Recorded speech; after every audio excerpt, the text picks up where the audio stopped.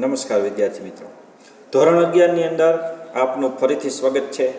આપણે અત્યારે જોવાનું છે ખાસ કરીને 10મું ચેપ્ટર, એટલે કે એનું નામ છે અંદાજપત્ર, બજેટ. ચાલો પહેલાં આપણે જોઈ લઈએ સરકારી ગાઈડલાઇન્સ પ્રમાણે 30% જે કોર્સ બાદ થયો એમાં આપણે આ ચેપ્ટરમાં કયા કયા ટોપિક લેવાના છે અને કયા બાદ કરવાના છે. તો ચાલો પહેલાં એનો અભ્યાસ કરી લઈએ. તો વિદ્યાર્થી મિત્રો, આ રહ્યું આપણું 30% જે બાદ છે. આ જે 30% બાદ છે એ અને આપણે કેટલા ટોપિક લેવાના છે એ. તો આપણે ખાસ કરીને લેવાનું જે છે એ આપણે ઝૂમ કરી પહેલાં અત્યારે અને જોઈ લઈએ. તો એમાંથી આપણો જે મુદ્દો છે 10.1 અંદાજપત્રનો અર્થ સમજવો ખાસ જરૂરી છે. એ લેવાનું છે. અંદાજપત્રના પ્રકારો, સમતોલ અંદાજપત્ર અને અસમતોલ અંદાજપત્ર. એમાંથી જે મુદ્દા બાદ થયા એ ખાલી તમારી જાણ માટે કહી દઉં, બાકી જાણવા જરૂરી નથી. અંદાજપત્રના ઉદ્દેશો, ભારતની વિવિધ સ્તરની સરકારો, પંચાયતના કાર્યો, આવકનો ખ્યાલ, અંદાજપત્રની અસરો. આ આપણે યાદ જ નથી રાખવાનું. આપણે ખાલી આ જ મુદ્દા યાદ રાખવાના. 10.1, 10.3, 10.4 જે આ મુદ્દાનો સમાવેશ થાય છે. તો ચાલો પાઠની શરૂઆત કરીએ. તો હજી એકવાર તમને યાદ અપાવી દઉં, મારી બાજુમાં જે દેખાય છે ખાસ કરીને એ આપ જોઈ શકો છો. અંદાજપત્ર બજેટ, એમાં આપણે 10.1 અંદાજપત્રનો અર્થ, 10.2 અંદાજપત્રના ઉદ્દેશો, 10.3 અંદાજપત્રના પ્રકારો અને 10.4 સમતોલ અંદાજપત્ર અને અસમતોલ અંદાજપત્ર. એમાં ફક્ત આપણે એક જ મુદ્દો નથી લેવાનો, જે છે અંદાજપત્રના ઉદ્દેશો. આ મુદ્દો આપણે કેન્સલ કરેલ છે. બાકી તમામ મુદ્દા આપણે લેવાના થાય. 10.1, 10.2 જે કેન્સલ છે, 10.3, 10.4 ને 10.5. આપણે ફક્ત આ 4 મુદ્દા લેવાના થશે: 10.1, 10.3, 10.4 અને 10.5. હવે શરૂઆત કરીએ અંદાજપત્રનો અર્થ. વિદ્યાર્થી મિત્રો, તમે ધોરણ 10ની અંદર ભણી ગયા કે આપણું અર્થતંત્ર મિશ્ર અર્થતંત્ર છે. આપણે બજારવાદી પદ્ધતિ અપનાવી નથી, સમાજવાદી પદ્ધતિ અપનાવી નથી, અને આપણે બેયના સારા સારા ગુણ લક્ષણો ભેગા કરી અને મિશ્ર અર્થતંત્ર અપનાવેલું છે. એની જ વાત અહીંયા પ્રસ્તાવના એટલે કે ઇન્ટ્રોડક્શનની અંદર કરે છે. મિશ્ર અર્થતંત્રવાળા ભારતમાં રાજ્યની આર્થિક પ્રવૃત્તિ અગત્યનું સ્થાન ધરાવે છે. દેશના આર્થિક વિકાસ અને એ માટે જરૂરી આંતર મૂડી માળખું ઊભું કરવાની જવાબદારી રાજ્ય સ્વીકારવાની અને આયોજન પંચ એટલે કે હવે જેને નીતિ આયોગ કહેવાય છે એની રચના કરી અને યોજનાબદ્ધ આર્થિક વિકાસ શરૂ થયો. હકીકતે અંદાજપત્ર શું છે, બજેટ શું છે કે આપણી પાસે કેટલી મૂડી છે અને એ મૂડીને આપણે ક્યાં ફાળવવાની છે એ ખાસ જોવાનું છે. રાષ્ટ્રીય આવકનો પાઠ આપણે લીધો, જે સરકાર પાસે આવક ભેગી થાય છે. Sale tax, VAT tax, income tax, GST tax કે કોઈ પણ પ્રકારના ટેક્સ. આ ઉપરાંત બીજું વિદેશી હુંડિયામણ, આ તે તમામ પ્રકારની આવક જે ભેગી થાય છે એને કેવી રીતે વહેંચવી પાછી. એટલે જ આપણે એ પાઠ પહેલાં લઈ લીધો રાષ્ટ્રીય આવકનો, એટલે તમને આ અંદાજપત્ર સારી રીતે સમજાય. તો એ આવકને પાછી આપણે કઈ રીતે વેચી શકાય એ જ જોવાનું એક આયોજનબદ્ધ કામ એટલે અંદાજપત્ર. અંદાજપત્રનો આપણી વ્યાખ્યા મુજબ આ પ્રમાણે અર્થ થાય કે જે રાષ્ટ્રીય આવક થઈ, સરકારની પાસે જે આવક ભેગી થઈ છે એને યોજનાબદ્ધ રીતે એક રચના કરી, એક આયોજન પંચ ઊભું કરી અને એને કેવી રીતે વહેંચવી યોજનાપૂર્વક, એ જ છે અંદાજપત્ર એટલે કે બજેટ. ઘણી વખત આપણે આપણો મિત્ર એમ કહેતો હોય કે ભાઈ તું એક સારો એવો મોબાઈલ લઈ લે ને, તો સામેવાળો ઘણી વખત પૈસાની તંગી હોય તો એમ કહે કે અત્યારે બજેટ નથી, મતલબ અત્યારે મૂડી નથી. તો દેશ પાસે કેટલી મૂડી છે, શું છે, એ ઉપરથી નક્કી થાય કે કયા રાજ્યમાં કેટલું રોકાણ કરવું, એ ખાસ જોવું પડે. જે રાજ્ય ખૂબ જ પછાત છે, જેનો વિકાસ ઓછો થયો છે, ત્યાં મૂડીરોકાણ ઝાઝું કરવું પડે. જે ઓલરેડી વિકસિત છે ત્યાં મૂડીરોકાણ ઓછું કરો તો પણ ચાલે, અથવા તો મધ્યમ કક્ષાનું કરો તો પણ ચાલે. તો કયા રાજ્યમાં કેટલું રોકાણ કરવું એ ખાસ જોવાનું હેતુ એટલે બજેટ, અંદાજપત્ર. ચાલો પાઠને આગળ વધારીએ. આજના આર્થિક યુગમાં નાણાં આધારિત અર્થતંત્રમાં કોઈ પ્રવૃત્તિ એવી નથી કે જેનું ખર્ચ ન હોય. આજના જમાનામાં કોઈ પણ પ્રવૃત્તિ એવી નથી જેમાં ખર્ચો ન થતો હોય. દરેક પ્રવૃત્તિમાં ખર્ચો થાય છે. હા, એક વ્યક્તિ જે નથી ચૂકવતી તે બીજી વ્યક્તિ ચૂકવે છે. આપણા દેશમાં ઘણા લોકો ઈમાનદારીથી ટેક્સ નથી ભરતા, તો એનું બીજાને ભરવું પડે છે. આવું ન કરવું જોઈએ. જો દેશની સાચી સેવા કરવા માંગતા હોય, સાચા દેશપ્રેમી હોય તો ઈમાનદારીથી તમારો ટેક્સ ભરો, કારણ કે નકર એ બીજા ઉપર બોજો આવશે. હિન્દીમાં કહે ને, ઉસકા ખામિયાજા કિસી ઓર કો ભુગતના પડતા. તો એને જે ખામી રહી ગઈ બીજા કોકને ભોગવવી પડે ને. એટલે રાજ્ય પણ આર્થિક પ્રવૃત્તિ કરે તો તેનું ખર્ચ હોય છે, અને ખર્ચને પહોંચી વળવા તેણે આવક મેળવવાના પ્રયત્ન કરવા પડે છે. ખર્ચા સામે ઘટાડવા પડે લિમિટેડ કક્ષામાં. આપણા ઘરમાં પણ જો બજેટ ન હોય તો ઘણી વખત આપણે ખર્ચા ઘટાડી દઈએ છીએ. ખાસ કરીને આ લોકડાઉનમાં માણસો એ જ શીખ્યા છે કે ખર્ચા ઘટાડ્યા છે બની શકે ત્યાં સુધી. આગળ વધી પાઠમાં. લોકશાહી દેશમાં સરકાર કોઈ પણ કામ પ્રજાના ચૂંટેલા પ્રતિનિધિઓની મંજૂરી વગર કરી શકતી નથી. લોકશાહીમાં પાછું એ જોવું પડે કે દરેક જે કોર્પોરેટર છે, જે ચૂંટાઈને આવ્યા છે, લોકો દ્વારા તો એને અહીંયા નિમે જ છે. એટલે લોકો દ્વારા એ અહીંયા નિમવામાં આવ્યા તો એને પણ પૂછવું જરૂરી છે કે તમારી માંગ શું છે. એ પ્રતિનિધિઓ જે છે, જે કોર્પોરેટરો છે, એને ગ્રાન્ટ રૂપે સરકાર આપતી હોય છે નાણાં. ઉપરથી જે પાસ થઈને નાણાં આવે એમાંથી એને રોડ, રસ્તા, સ્ટ્રીટ લાઇટ આવા બધા કાર્યો કરવાના હોય છે, જે વિકાસના કાર્યો એને હાથ ધરવાના હોય છે. તો એ માટે આવક મેળવવા અને ખર્ચ કરવા માટે પણ તેને મંજૂરી લેવી પડે છે. એમનેમ સરકાર બેફામ ખર્ચો કરી શકતી નથી. પ્રજાના પૈસે બેફામ ખર્ચો આવી રીતે કરી શકાતો નથી. પ્રજાના પ્રતિનિધિઓની સભા એટલે સંસદ, સરકારે પણ સંસદ પાસે ખર્ચ અને આવક માટે મંજૂરી મેળવવા જવું પડે છે. આવનારા વર્ષ માટે સરકાર જાહેર ખર્ચ તથા આવક મેળવવા માટે સંસદ સમક્ષ જે અંદાજો મૂકે એને જ કહેવામાં આવે છે બજેટ, એટલે કે અંદાજપત્ર. તો દરેક ખર્ચો કરતા પહેલા કોર્પોરેટરો, પ્રતિનિધિઓ પ્રજા સમક્ષ સ્પષ્ટતા કરવી પડે છે, ત્યાર પછી ખર્ચો કરી શકે છે. સરકાર પણ બેફામ ખર્ચો ગમે ત્યાં કરી શકતી નથી. ભારતમાં સત્તાની ત્રિસ્તરીય વહેંચણી છે. 3 સ્ટેપમાં વહેંચણી કરવામાં આવી છે સત્તાની.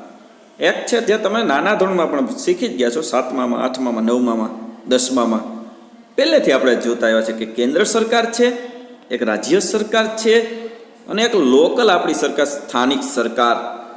દાખલા તરીકે આપણી નગરપાલિકા એટલે કે મ્યુનિસિપાલિટી, ગામડું હોય તો ગ્રામ પંચાયત, બરાબર.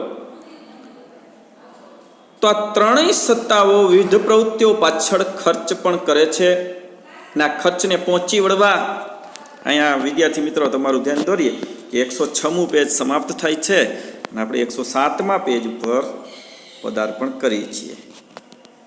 તો આ ખર્ચને પહોંચી વળવા આવક પણ મેળવે છે. આ ત્રણેય સત્તા સ્થાનોના બજેટની માહિતી મેળવવી જરૂરી છે. ભારતના બંધારણમાં કેન્દ્ર અને રાજ્ય વચ્ચે તેમણે કરવાના કાર્ય તથા મેળવવાની આવકના સાધનોની વહેંચણી કરવામાં આવી છે, જેને સમવાય વ્યવસ્થા કહેવામાં આવે છે. આ સમવાય વ્યવસ્થા કીધી છે કે કેન્દ્ર અને રાજ્ય વચ્ચે તેમણે કરવાના જે કામ છે અને આવક મેળવવાના સાધનોની વહેંચણી કરવામાં આવી છે કે એટલા સાધનો તમારા, એટલામાં. એક 9મા ધોરણમાં આવતું હતું કેન્દ્ર યાદી ને રાજ્ય યાદી. રાજ્ય સરકાર કેટલું કામ કરશે, કેન્દ્ર સરકાર કેટલું કામ કરશે, અને બંને સરકાર હળીમળીને કેટલું કામ કરશે, આ બેયનું વહેંચણી કરવામાં આવી હતી. દાખલા તરીકે રેલવે છે તો એ રેલવે છે એ કેન્દ્ર સરકાર કામ હેઠળ આવે છે. રાજ્યના રોડ રસ્તાની જવાબદારી રાજ્ય સરકારની છે. તો એ સમવાય વ્યવસ્થા કહેવામાં આવે છે. બંધારણમાં સમવાય વ્યવસ્થા એટલે કે કેન્દ્ર, રાજ્ય અને સ્થાનિક સ્વરાજ્યની સંસ્થાઓએ કરવાના કામ તથા તે માટેના આર્થિક સાધનો ફાળવવામાં આવ્યા છે. આ ફાળવણી જે કરવામાં આવી હતી 9મા ધોરણમાં આવી ગયું છે કોને કેટલું કામ સોંપવામાં આવ્યું છે. કેન્દ્ર યાદીને કંઈક 96 જેટલા વિષયો આપવામાં આવ્યા હતા. રાજ્ય યાદીને કંઈક આપવામાં આવ્યા હતા 46 જેટલા વિષયો. બંને હળીમળીને કામ કરે એના પણ થોડાક વિષયો હતા. તો કેન્દ્ર સરકારે કરવાના કામ, રાજ્ય સરકારે કરવાના કામ ને સ્થાનિક લેવલે કરવાના કામ જણાવાયા છે. બંધારણની અંદર બધી સ્પષ્ટતા છે. દેશ માટે અત્યંત મહત્વ ધરાવતા અને વ્યાપક અસરવાળા કાર્યો કેન્દ્ર સરકારને સોંપવામાં આવ્યા છે. વ્યાપક અસર એટલે દરેક ક્ષેત્રમાં અસર કરે, દરેક વ્યક્તિને અસર કરે એવા કામ કેન્દ્ર સરકાર પોતે કરે છે. દાખલા તરીકે દેશની રક્ષાનું કામ, સંરક્ષણ, રેલવે, વસ્તી ગણતરીના કામ વગેરે. પછી નકર સવાર પડે કહેવા જાય તો આવા બધાય કામ કેન્દ્ર સરકાર કરે છે. અને રાજ્ય સરકાર તથા પ્રજા સીધી અસર કરનારા કામ રાજ્યને સોંપવામાં આવ્યા છે, જેમ કે શિક્ષણ, કાયદા વ્યવસ્થાને લગતી બાબતો વગેરે. અને સ્થાનિક સ્વરાજ્યની સત્તા અને સ્થાનિક મહત્વવાળી પ્રાથમિક સેવાઓ સોંપવામાં આવી છે, જેમ કે સ્ટ્રીટ લાઇટ, રોડ રસ્તા, સફાઈ, પાણીની વ્યવસ્થા, ગટર વ્યવસ્થા, ટૂંકમાં ડ્રેનેજ પાણી એટલે પાણીનો નિકાલ ક્યાં કરવો એમ. બરાબર, આવા બધા કામ સ્થાનિક લેવલે થાય છે. સરકારી અને સંસ્થાઓ પોતાને સોંપવામાં આવેલ કામ કાર્ય કરવા માટે ખર્ચ કરે છે. આ ખર્ચને પહોંચી વળવા માટે આવક મેળવવી પડે. કંઈ ઘરના ખીચાના તો કોઈ કાઢે નહીં નેતા. આપણી જે ટેક્સ ભરેલા છે એમાંથી પાછી કરવાની છે બધી વસ્તુ. અને આવકના અંદાજો રજૂ કરાય એને જ કહેવાય છે અંદાજપત્ર. તો હવે વિદ્યાર્થી મિત્રો તમે સમજી ગયા છો કે આ રાષ્ટ્રીય આવક જે થાય, sale tax, VAT tax, income tax, GST tax કે કોઈ પણ પ્રકારના ટેક્સ કે બીજી કોઈ પણ આવક થાય, એ સરકાર પાસે આવક થાય અને એ આવકને પછી રાજ્ય લેવલે વેચે, રાજ્ય પછી જિલ્લા લેવલે વેચે, જિલ્લા પછી તાલુકા લેવલે, તાલુકાએથી ઠેઠ ગામડા સુધી છેવાડાના માનવી સુધી પહોંચવી જોઈએ સેવા. ગાંધીજી એમ કહેતા હતા કે છેવાડાના માનવી સુધી આ સેવાઓ પહોંચવી જોઈએ, ત્યારે જ સાચું દેશનું કલ્યાણ થયું કહેવાય.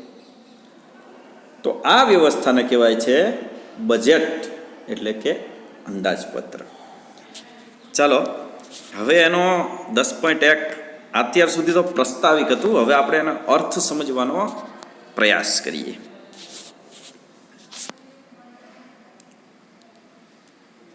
અંદાજપત્રનો અર્થ, મિનિંગ ઓફ બજેટ.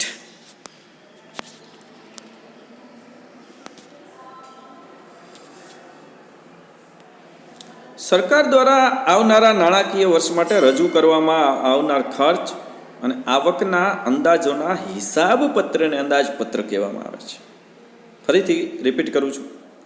સરકાર દ્વારા આવનારું જે નાણાકીય વર્ષ છે હવે પછીનું, દાખલા તરીકે અત્યારે 2020 ચાલે છે, તો હવે 2021નું વર્ષ જે આવે એ આવનારા વર્ષ માટે અગાઉથી આયોજન કરવાનું હોય છે. એ જ કહેવાય બજેટ, જે દર વખતે ફેબ્રુઆરીના એન્ડમાં અને માર્ચની શરૂઆતમાં રજૂ કરવામાં આવે છે.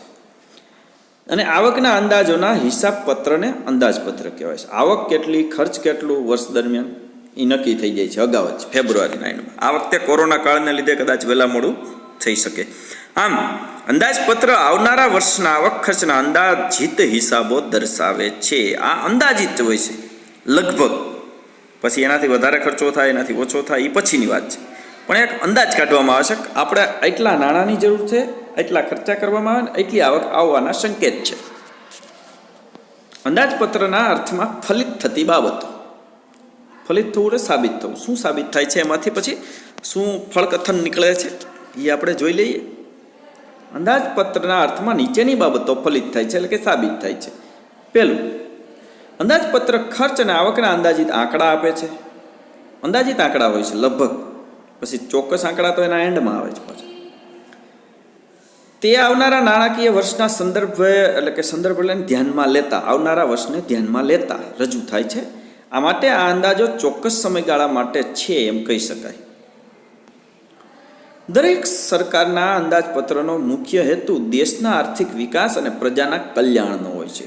જેટલું નાણું આવ્યું એ દરેક નાણાંમાંથી દેશનો વિકાસ થાય અને પ્રજાનું કલ્યાણ થાય એ જ વિચારવાનું હોય છે. બીજો કોઈ એમાં વિચાર કરવામાં આવતો નથી. દરેક સરકારે પોતાના અંદાજપત્રને અમલમાં મૂકતા પહેલા લોકસભામાં, વિધાનસભામાં અને સ્થાનિક સભામાં ત્રણેય જગ્યાએ એની મંજૂરી મેળવવી પડે છે કે તમે કેટલો ખર્ચો કરવા માંગો છો અને કેટલી આવક છે તમારી પાસે, એ સ્પષ્ટતા કરવી પડે છે. છેલ્લો ટોપિક, અંદાજપત્ર સામાન્ય રીતે કેન્દ્ર અને રાજ્ય સરકારના નાણામંત્રી રજૂ કરતા હોય છે. દર વખતે નાણામંત્રી રજૂ કરે છે, બરાબર, અંદાજપત્ર. તો આ હતો પ્રસ્તાવિક અને 10.1નો મુદ્દો. સરકારે જે આપણે બાદ કરેલો છે એ આ મુદ્દો આપણે લેવાનો થતો નથી. 10.2 આપણે આવતા નેક્સ્ટ વિડીયોમાં જ્યારે શરૂઆત કરીશું વિદ્યાર્થી મિત્રો, ત્યારે આપણે શરૂઆત કરવાની છે પેજ નંબર 108 ઉપર. સીધું આપણે શરૂઆત કરશું અંદાજપત્રના પ્રકારો. તો આના પછીનો વિડીયો જે આપણો છે ખાસ કરીને એ અહીંથી સ્ટાર્ટ થશે 108મા પેજ ઉપર, 108મું પેજ, અને અંદાજપત્રના પ્રકારો, સમતોલ અંદાજપત્ર, ત્યાર પછી અસમતોલ અંદાજપત્ર, બરાબર. તો આપણે 108મું પેજ ખાલી એક બાકી છે, પછી આ પાઠ પૂરો થઈ જશે. નેક્સ્ટ વિડીયોમાં આપણે આ પાઠ સમાપ્ત થઈ જશે. ત્યાં સુધી મને રજા આપશો. નમસ્કાર. જય હિન્દ, જય ભારત. સ્વસ્થ રહો, મસ્ત રહો અને તંદુરસ્ત રહો.